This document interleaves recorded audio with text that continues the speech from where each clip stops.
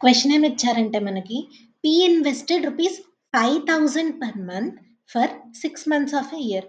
P అనేవాళ్ళు 5,000 rupees per month invest చేశారు. కానీ ఎంతవరకు? 6 మంత్స్.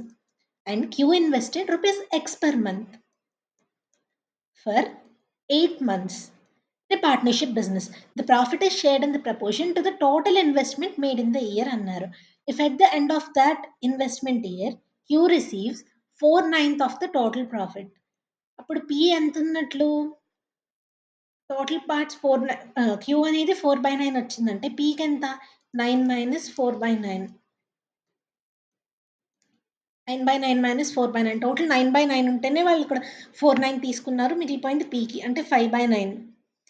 ఇప్పుడు మనకి ఏమన్నారు? Profit is shared in the proportion of the total investment. Proportion అన్నాడు. అంటే ఏమవుతుంది? P by Q like proportion. P ఎంత ఇన్వెస్ట్ చేశారో అంత ప్రాఫిట్ వచ్చింది. క్యూ ఎంత ఇన్వెస్ట్ చేశారో అంత ప్రాఫిట్ లైక్ థాట్ అన్నమాట. సో, ఇప్పుడు పి నాకు టోటల్ 6 మంత్స్‌కి 5,000 పర్ మంత్ ఇన్వెస్ట్ చేస్తే టోటల్ ఎంత అయినట్లు? 5,000 into 6 which is nothing but some 30,000 రూపీస్‌ని ఇన్వెస్ట్ చేసినట్లు పి అనేవాళ్ళు. క్యూ ఎంత ఇన్వెస్ట్ చేసినట్లు? Some X rupees for 8 months అంటే 8x రూపీస్‌ని వీళ్ళు ఇన్వెస్ట్ చేసినట్లు. ఇప్పుడు నేను ఎంత ఇన్వెస్ట్ చేశారో దానికి తగ్గట్లు నేను ప్రాఫిట్‌ని షేర్ చేయాలి. సో, నేను పి బై క్యూ అనే రేషియో లాగా తీసుకుంటాను అనమాట. ప్రపోర్షన్ అన్నారు కాబట్టి.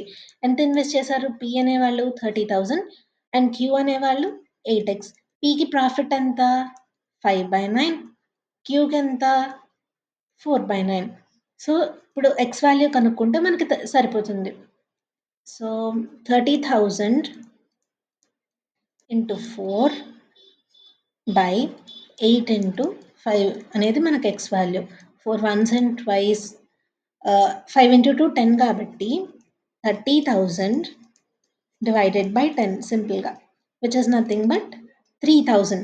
సో, ఎక్స్ వాల్యూ మనకి ఎంత వచ్చింది? 3,000 rupees. Option B is the right answer.